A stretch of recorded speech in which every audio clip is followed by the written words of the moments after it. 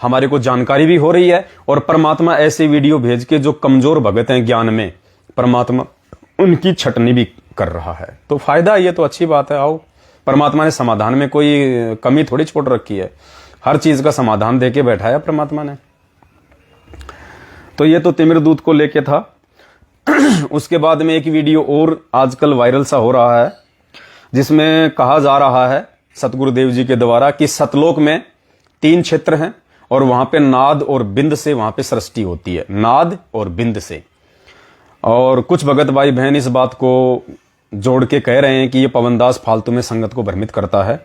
गुरुजी ने तो सतलोक में 2 प्रकार से सृष्टि बताई है, नाद और बिंद की। फिर जो जीने की राह में और जो कबीर सागर के सरलार्थ में लिखा हुआ है कि सतलोक में मैथुन से बच्चे पैदा होते हैं और शब्द से भी होते हैं, तो मैनेजमेंट ने तो सही लिखा है भाई। इस वीडियो में जो परमात्मा ने बताया है कि सतलोक में 2 प्रकार से सृष्टि है, हालांकि दास इसका विश्लेषण बहुत बार कर चुका है, लेकिन कुछ नए नए भाई बहन साथ संगत से जुड़ते हैं, वो पहले वाले वीडियो देख नहीं पाते, इसलिए दास को थोड़ा सा जिक्र करना पड़ता है। कोई बात नहीं। तो पहले आप ये वीडियो सुन लीजिए, जिसमें परमात्मा सतलोक में 2 प्रकार की सृष्टि की बात कर रहे हैं, नाद और बिंद से। गुरु प्रताप ते प्रतिमा 2 है भाई, एक नारी एक पुरुष कहाई, जिसका वेद कहो समझाई, एक नाद एक बिंद कहाई।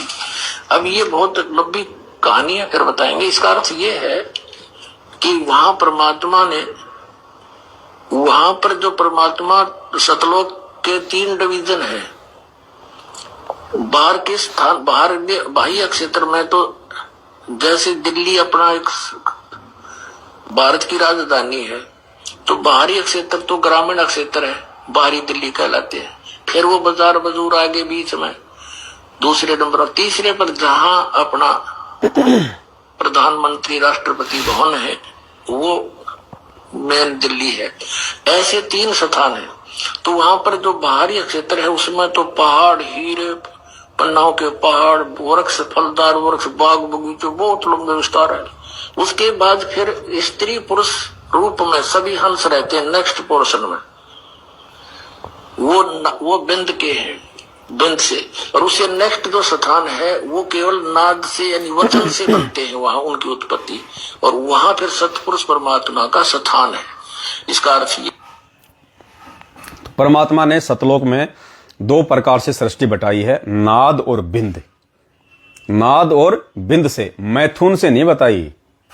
जबकि मैनेजमेंट ने जीने की राह में और कबीर सागर के सरलार्थ में और अन्य जगह ये लिखा है कि सतलोक में 90% संतान उत्पत्ति मैथुन क्रिया से होती है, मैथुन क्रिया से। तो यहां पे जो विरोध हमने किया है वो मैथुन क्रिया का किया है, नाद और बिंद का नहीं किया। नाद और बिंद तो है ही वहां पे। हमने कब मना किया कि वहां पे नाद और बिंद से नहीं है?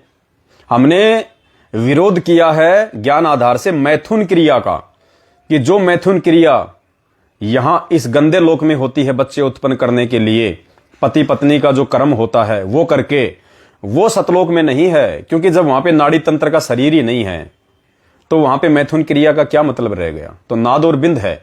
अब नाद और बिंद क्या है सतलोक में? पुण्यात्माओं, सतलोक में जो परमात्मा वीडियो में जिक्र कर रहे हैं 2 प्रकार की सृष्टि है। एक सृष्टि है वहां पे नाद की, नाद यानी वचन। तो नाद की सृष्टि कहां होती है? परमात्मा के आसपास में जो हंस होते हैं, परमात्मा के आसपास में जो हंस होते हैं, जिनकी उत्पत्ति परमात्मा अपने शब्द से करता है, जिनकी परमात्मा कबीर साहब अपने शब्द से जिनकी उत्पत्ति करता है, उनको कहते हैं नाद उत्पत्ति। उनको नाद वंश के बच्चे कहते हैं, नाद वंश के उनको भगत कहते हैं, जिनकी उत्पत्ति सत्यपुरुष सतगुरु रामपाल जी भगवान सतलोक में अपने सिंहासन के आसपास अपने वचन से करता है, अपने सेवकों के रूप में या वहां की सृष्टि के रूप में। उसको कहते हैं नाद, नाद सृष्टि। जो परमात्मा अपने नाद से यानी अपने वचन से जो बच्चे उत्पन्न करता है उसको कहते हैं नाद। और एक होती है बिंद। बिंद सृष्टि क्या है? सतलोक में जो स्त्री पुरुष हैं, जो हंस और हंसनी हैं, वो स्त्री और पुरुष जो अपने शब्द से जो बच्चे उत्पन्न करते हैं उसको कहते हैं बिंद सृष्टि। यानी जब परमात्मा सतलोक में अपने शब्द से संतान उत्पत्ति करते हैं, आत्माओं की उत्पत्ति करते हैं, उसको कहते हैं नाद। और वहां के जो भगत और जो बहन हैं, यानी वहां पे जो भगत और जो भक्तमती हैं, मतलब हम उनको उसी हिसाब से बोलेंगे, हालांकि वहां पे ऐसा कुछ नहीं है, लेकिन स्त्री पुरुष के रूप में वहां पे जरूर हैं। तो सतलोक में जो स्त्री पुरुष जो निवास करते हैं और वो अपने शब्द से जो संतान उत्पत्ति करते हैं उसको कहते हैं नाद सृष्टि। मैथुन सृष्टि सतलोक में नहीं है। 27 साल हो गई, गुरुजी ने कोई 27,000 बार सृष्टि रचना सुनाई होगी। एक भी गुरुजी का ऐसा कोई सत्संग बता दो ऑडियो वीडियो में जिसमें परमात्मा ये कह रहे हो कि वहां पे मैथुन से सृष्टि है। जबकि परमात्मा ने तो मैथुन से सृष्टि को सतलोक में नजरअंदाज किया है। खुद कह रहे गुरुजी कि वहां पे शब्द से उत्पत्ति होती है, मैथुन क्रिया नहीं है। तो सतलोक में आके सतपुरुष ने एक कमल के फूल पर, कमल का फूल बिना पानी के वैसे अपनी शक्ति से ऐसे बनाया, उसके ऊपर सफेद कमल के फूल पर स्वयं सतपुरुष आकार में आ गया।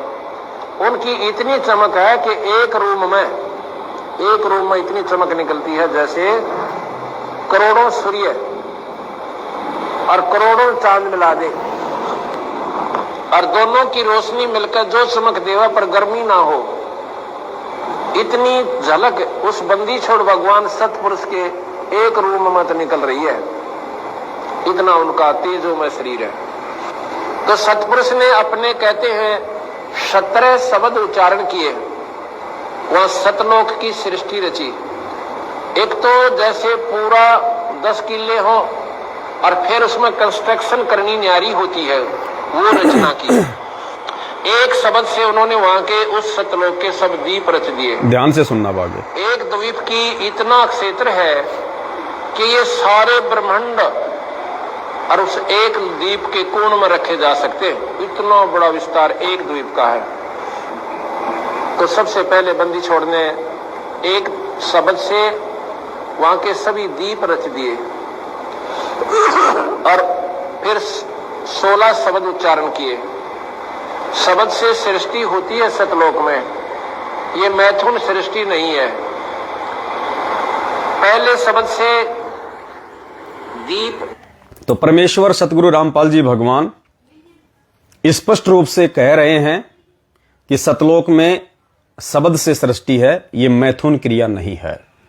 तो हम उन पुस्तकों में लिखी उस मैथुन सृष्टि का समर्थन हरगिज नहीं कर सकते।